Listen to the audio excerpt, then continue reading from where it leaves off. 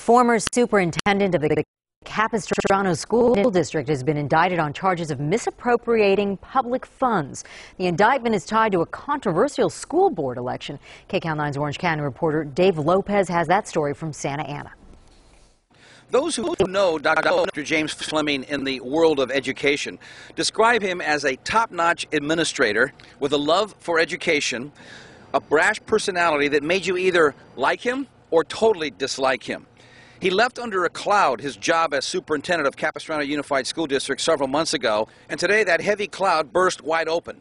He's under indictment on 3 felony charges. Frankly, I've never seen anything quite like this. For what we're talking about is a very complete kind of enemies list of not just the proponents and the people who did the signature gathering, but the children. On display, the so-called hit list allegedly gathered by Superintendent Fleming and his former assistant, Susan McGill, who was also indicted for conspiracy and perjury.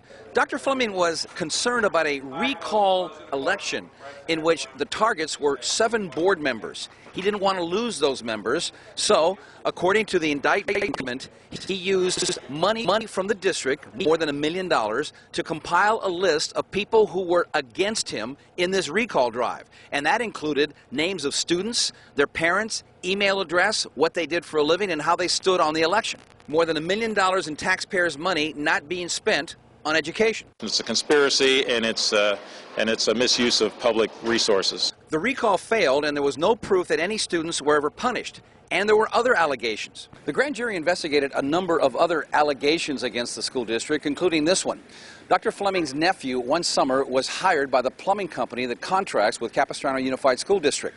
His job at $125 an hour was to observe ditches being dug. Did that really happen? The answer is yes.